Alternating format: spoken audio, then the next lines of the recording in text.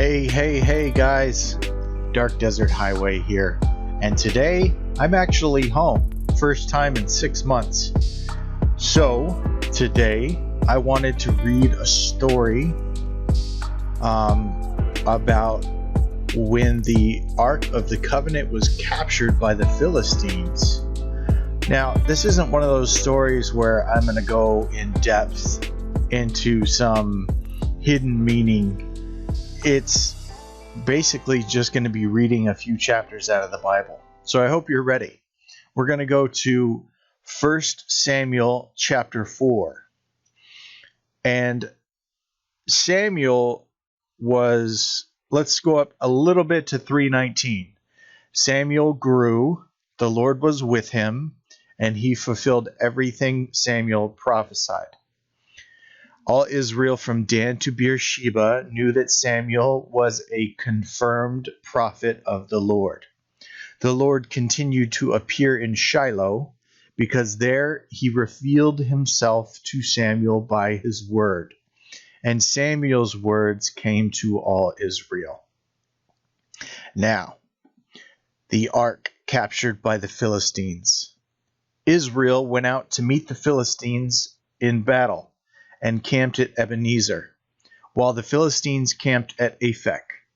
The Philistines lined up in battle formation against Israel, and as the battle intensified, Israel was defeated by the Philistines, who struck down about 4,000 men on the battlefield.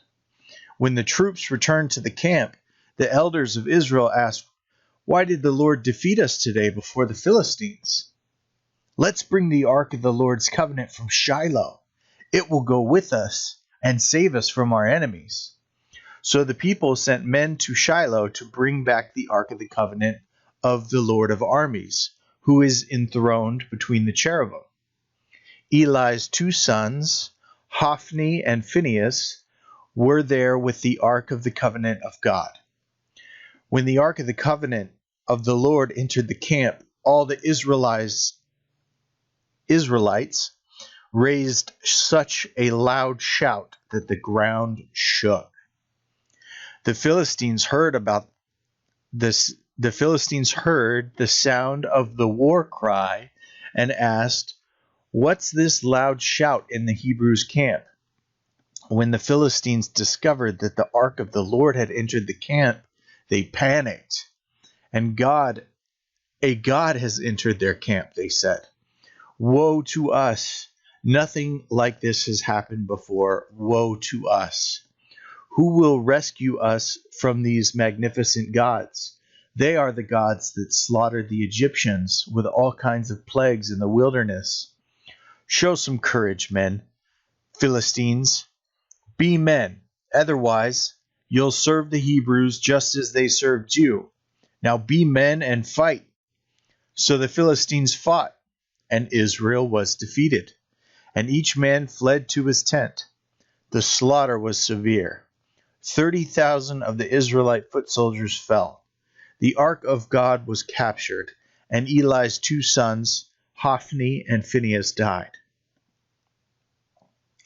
So, what I noticed is there wasn't instructions by the Lord to bring the Ark of the Covenant into the next battle, because their first battle they had been defeated.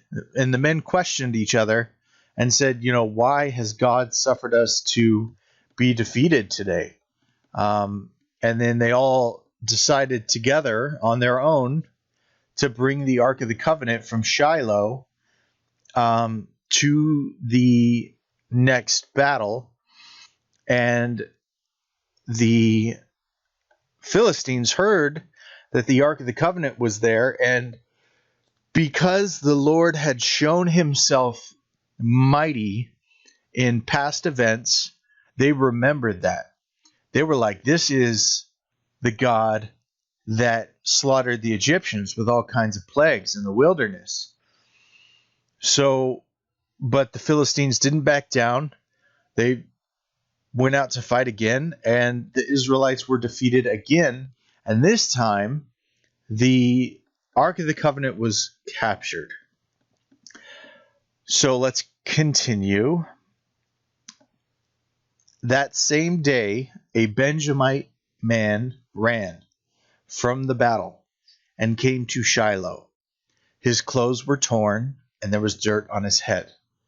When he arrived, there was Eli sitting on his chair beside the road waiting, because he was anxious about the ark of God. When the man entered the city to give a report, the entire city cried out.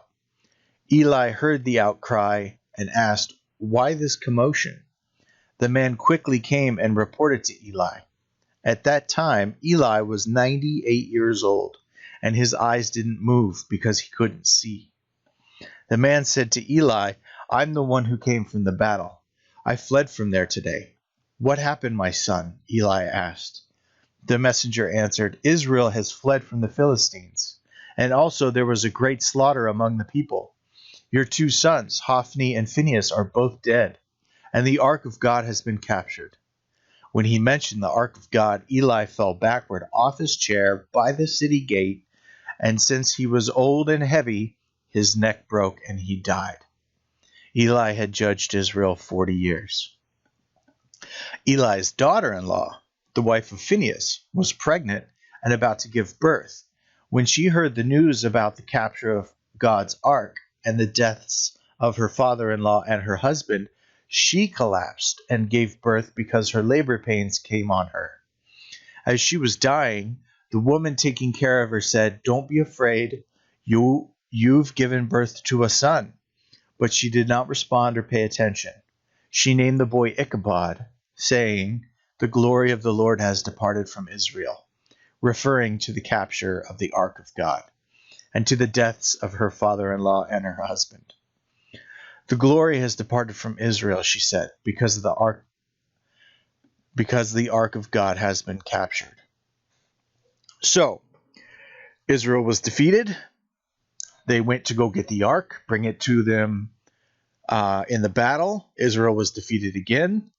The ark had been captured. The Philistines now possessed the ark. Everybody in the city has heard about it. The ark has been captured. Interesting. Now let's see what happens after that in chapter 5.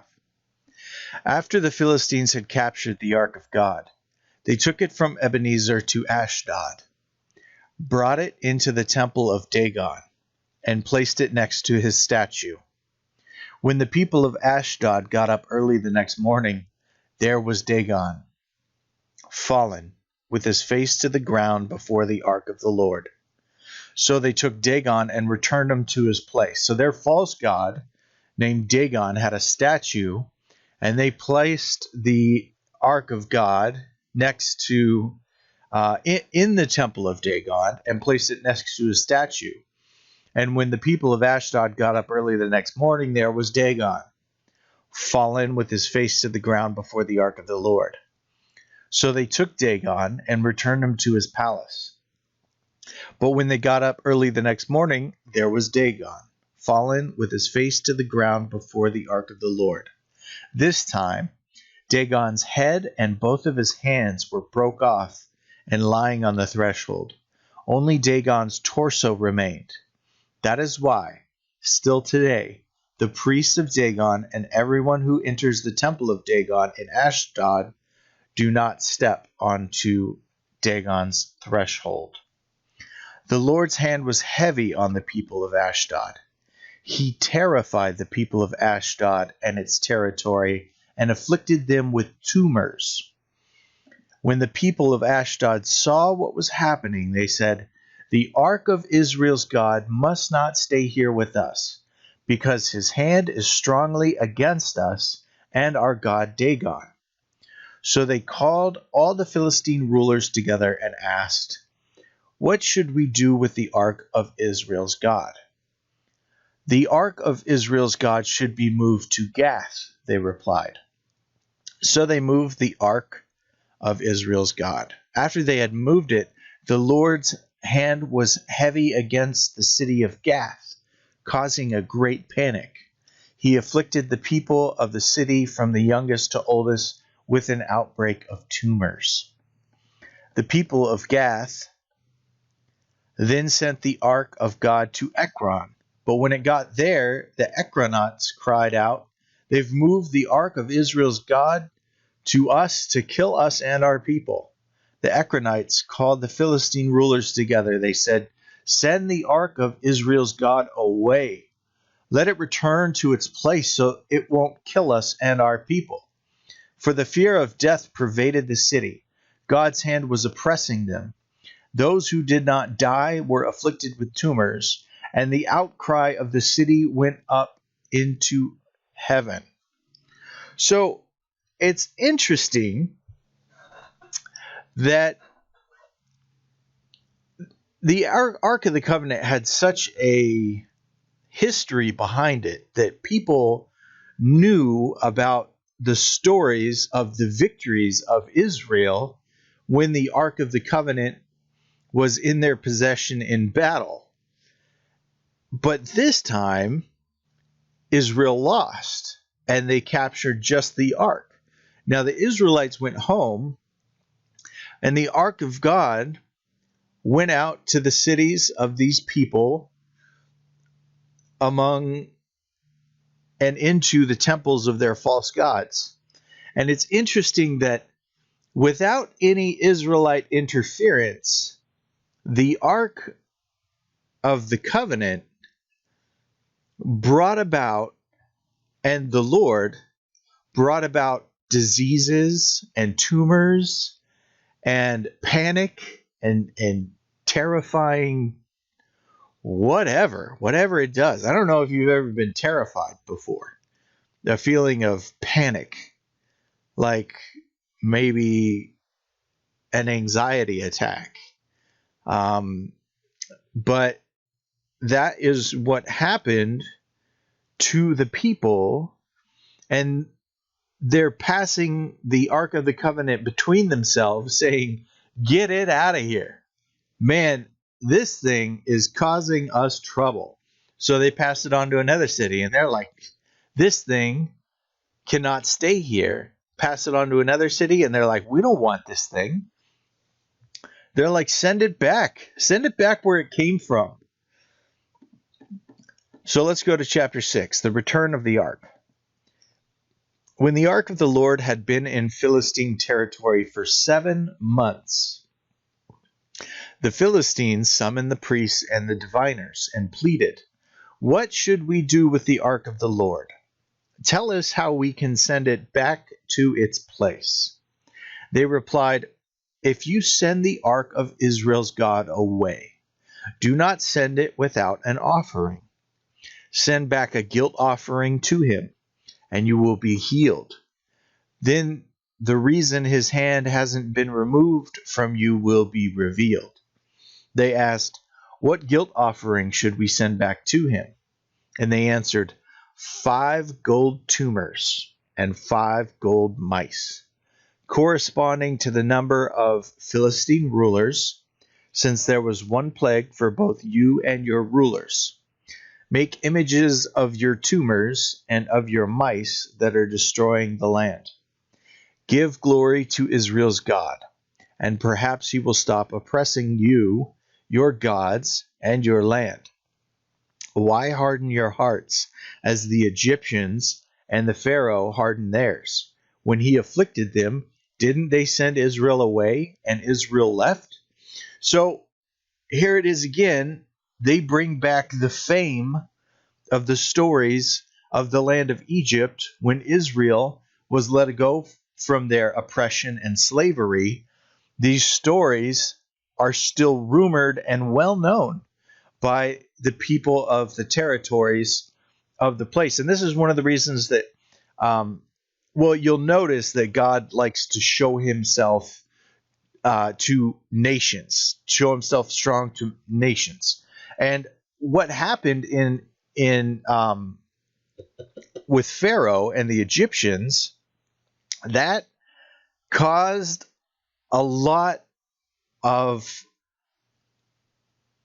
fables and stories and rumors, and people talked about it.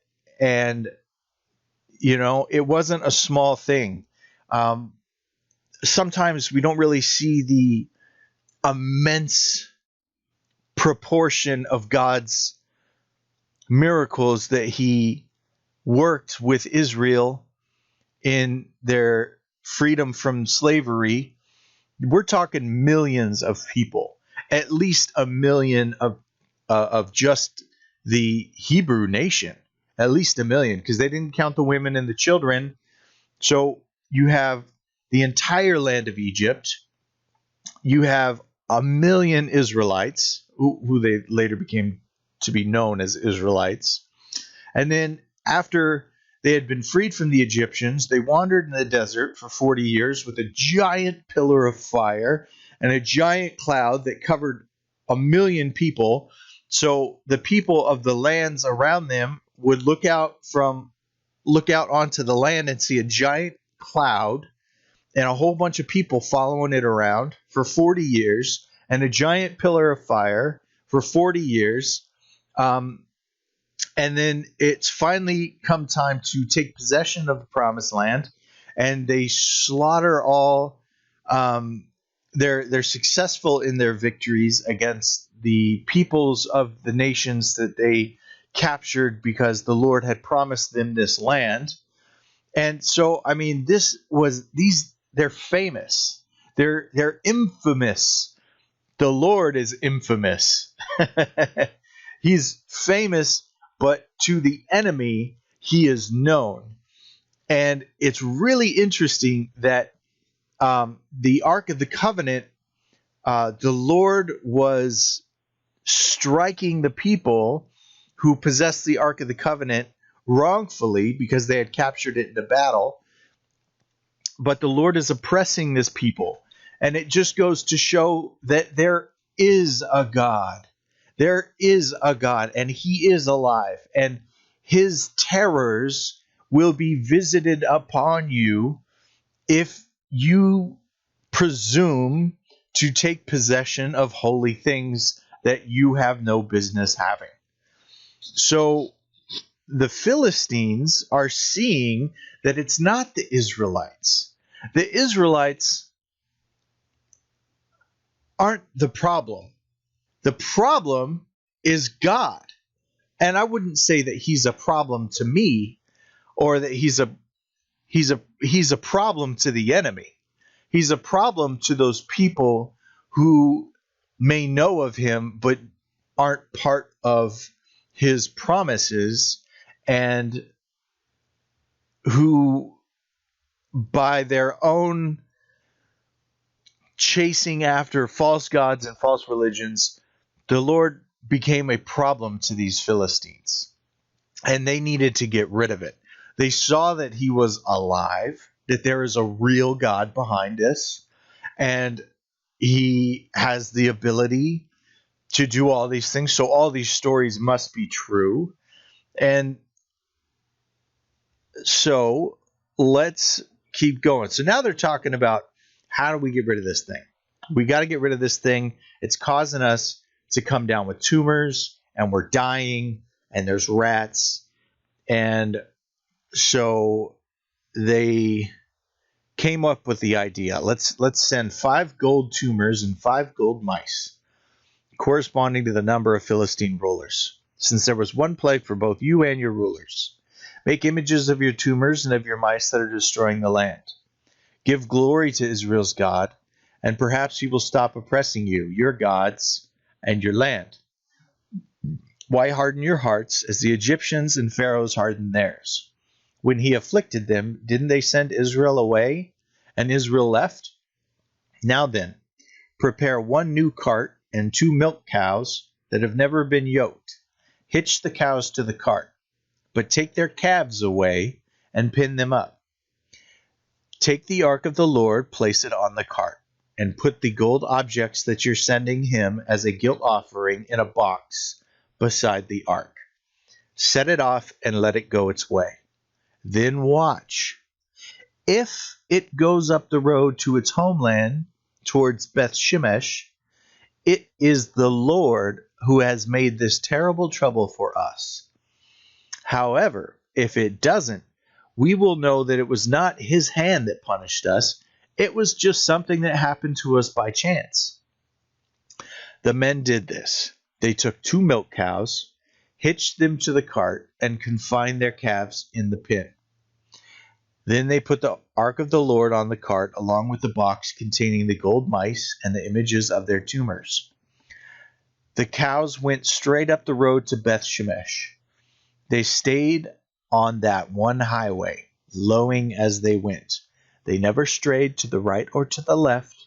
The Philistine rulers were walking behind them to the territory of Beth Shemesh.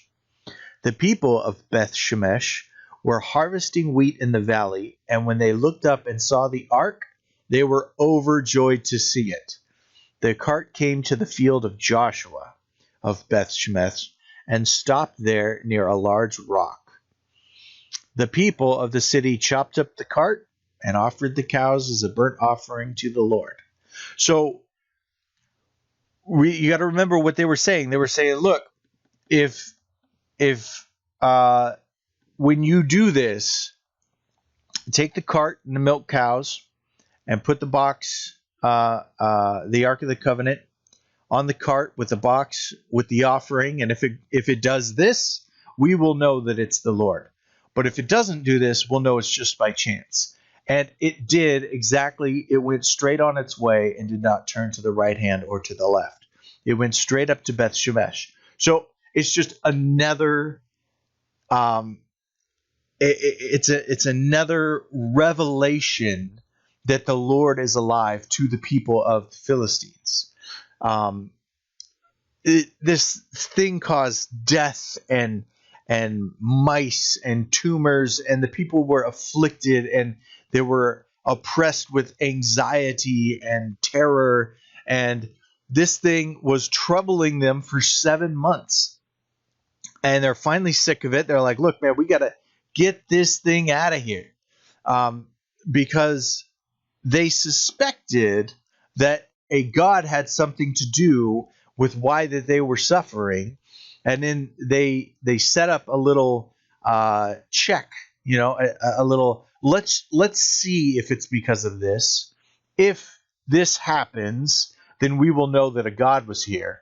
And if it doesn't happen, it's just by chance. And God's listening, so he knows. He knows exactly what's happening. And he decided to reveal himself to the Philistines of that area, that territory. So, it doesn't say why the Israelites lost the battle, which is interesting. It doesn't say, look, it's because they turned away from the Lord that they lost the battle. They just lost the battle. And the Ark of the Covenant was captured. Maybe I'm right about that. Maybe I'm not. But I didn't see, in all these chapters, I didn't see where it explained why the Israelites lost the battle. There must be a reason. They questioned it among themselves. Hey, man, why did we lose this battle? Let's go grab the Ark. Let's go grab the Ark and charge into battle with that. Maybe we'll have victory in that way. But no, it didn't work out that way, and then the Ark of the Covenant was captured. And now the Philistines, they're freaking out because they're being afflicted with disease, and they're like, get this thing out of here. They make up a little thing where they say, okay, let's see if this is really a god that's oppressing us, or if it's just by happenstance. It turns out that exactly what they had said came to pass, and they knew whether it was or wasn't because of the Lord. So now it's been revealed to them that it was because of the Lord.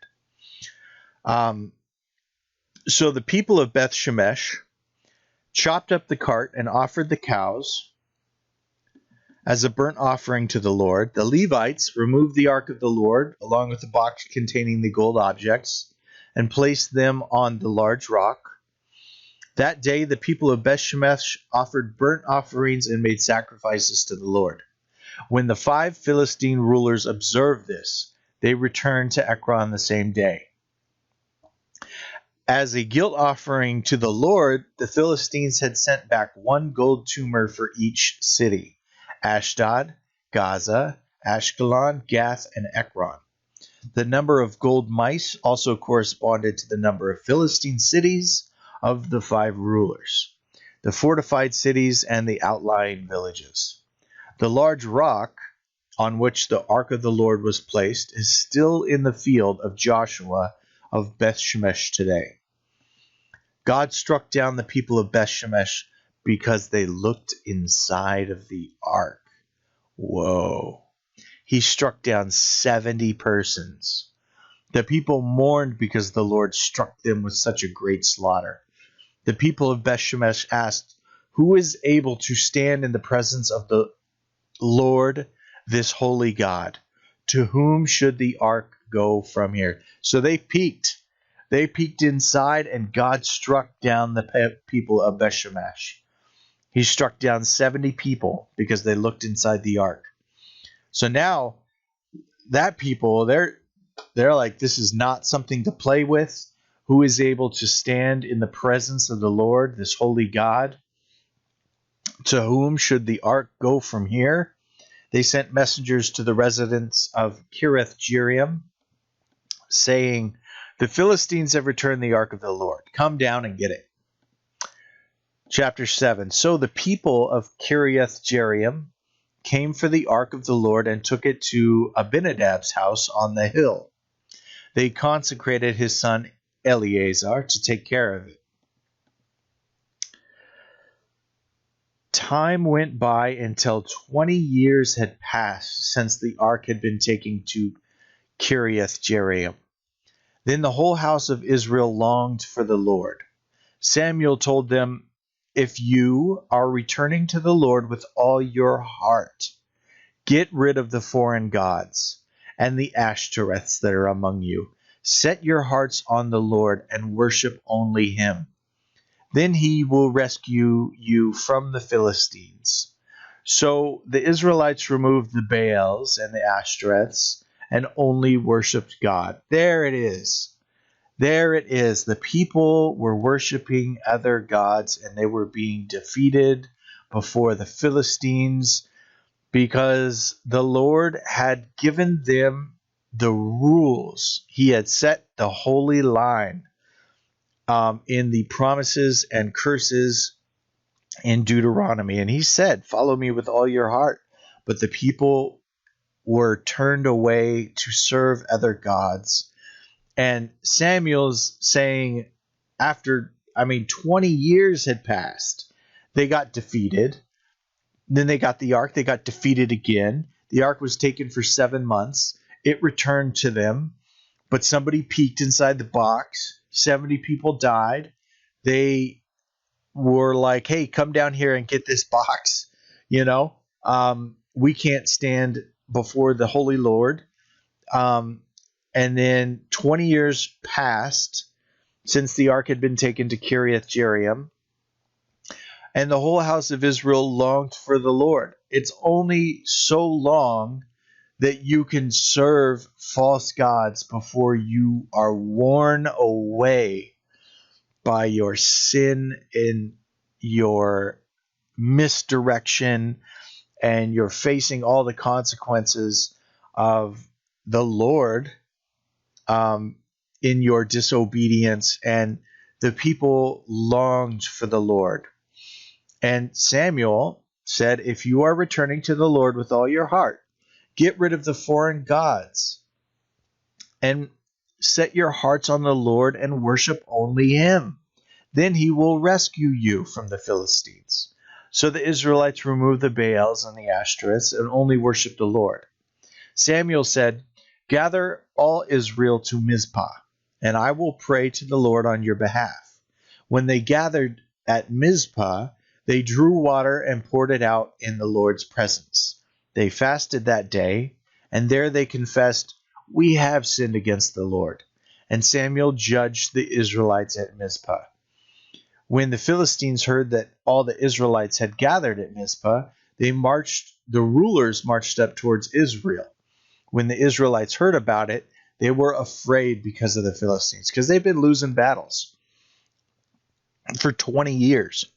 And the Israelites said to Samuel, "Don't stop crying out to the Lord our God for us so that he will save us from the Philistines." Then Samuel took a young lamb and offered it as a whole burnt offering to the Lord. He cried out to the Lord on behalf of Israel, and the Lord answered him. Samuel was offering the burnt offering as the Philistines approached to fight against Israel. The Lord thundered loudly against the Philistines that day and threw them into such a confusion that they were defeated by Israel. Now, how do you win a battle against a God like this, who can throw you into confusion and hand you over to his own people? You can't. You can't fight against the Lord, but when he's fighting for you, I'll tell you what, the battle is yours, because the Lord thundered loudly against the Philistines and threw them into such a confusion that they were defeated by Israel. Then the men of Israel charged out of Mizpah and pursued the Philistines, striking them down all the way to a place below Beth-kar. Afterward, Samuel took a stone and set it upright between Mizpah and Shen. He named it Ebenezer, explaining, "The Lord has helped us to this point." So the Philistines were subdued and did not invade Israel's territory again.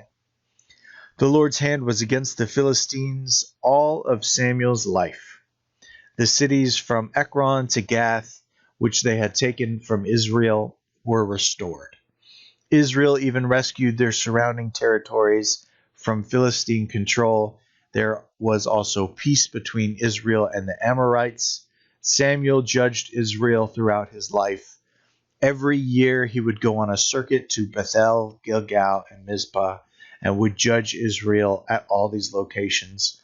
Then he would return to Ramah because his home was there.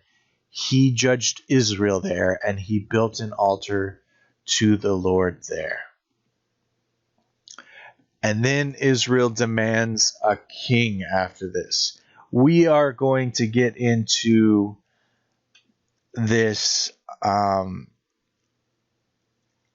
So that was just a story about this one time the enemy took the holy Ark of the Covenant to their own camp, and the consequence that was felt directly from the Lord's hand, because no Israelite brought this upon them. It was God who brought it upon them, and they had known that the Lord was alive. And if they thought that they were terrified by the people that had this box, right? But it wasn't the people, and it wasn't just a box. It was the Lord. All right, guys, that was a long one. Like I said, there wasn't much for me to say about this one. I just wanted to share a story about the time the Ark of the Covenant was captured. I hope you have a good day. Talk to you next time.